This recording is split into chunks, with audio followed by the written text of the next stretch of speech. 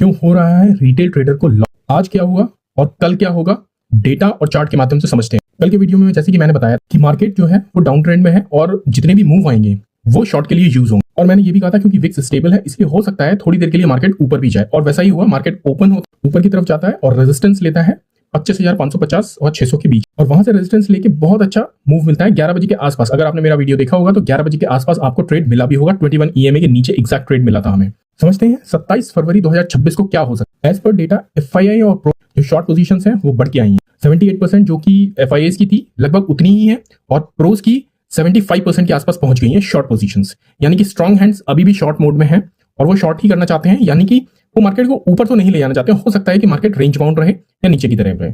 एक important update है, market 2-3 दिन से एक रेंज में ट्रेड कर रहा है, तो बहुत अलर्ट रहिए कि मार्केट किसी एक तरफ ब्लास्ट मूव दे सकता है। विक्स है, क्योंकि विक्स कंसोलिडेट कर रहा है, विक्स कंप्रेस हो रहा है, रेंज कंप्रेस हो रही है, तो ब्लास्ट मूव होने की पॉसिबिलिटी है। ब्लास्ट मूव हो सकता है कि ऊपर की तरफ। क्लाइंट का बिल्डअप मोस्टली जो है वो लॉन्ग साइड में बढ़ा है।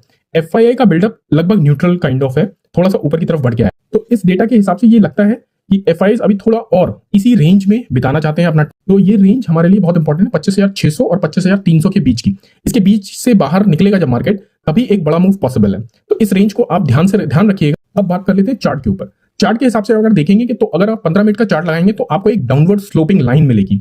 उसके हिसाब से मार्केट कंटिन्यूअसली डाउनवर्ड ट्रेंड में है, तो उस हिसाब से अगर देखेंगे तो मार्केट को फर्दर एक स्विंग ऊपर की तरफ लेके फिर से डाउन ट्रेंड रहना चाहिए as per the trend. Immediate resistance है 25,500 से लेके 25,600 तक का, और सपोर्ट रेंज है 25,400 से लेके 25,350। एग्रेसिव बाइंग को बिल्कुल भी अवॉइड कीजिए, क्योंकि जब तक 25,600 ऊपर की तरफ डिसाइसिवली ब्रेक नहीं होता है तो हमें लॉन्ग को अवॉइड करना है, या फिर हमें बहुत देर तक या ओवरनाइट लॉन्ग्स को हमें होल्ड नहीं करना है। पैनिक सेलिंग का सिनेरियो हमें 25,300 के नीचे मिलेगा, जहां पे मार्केट 100 से 200 पॉइंट मूव कर सकता है, 25,100 तक मूव। कंप्लीट स्ट्रैटेजी के लिए आप कैप्शन को, डिस्क्रिप्शन को रीड कीजिए, उसके अंदर सारे लेवल्स और क्या सिनेरियोज बन सकते हैं कल मॉर्निंग के सारे सिनेरियोज आपको कैप्शन एंड डिस्क्रिप्शन में मिल जाएंगे। ऐसे ही रेगुलर वीडियोस के लिए रेगुलरली हम स्ट्रैटेजी डेली 9 से लेकर 10 बजे के बीच में डालते हैं। As soon as FII DIA data आ जाता है उसके बाद हम इस वीडियो को डालते हैं। ट्रेड करने से पहले अपना रिसर्च जरूर कीजिए, और अगर नहीं कर सकते हैं रिसर्च तो SEBI registered research adviser, investment adviser से कंसल्ट कीजिए। Thank you so much.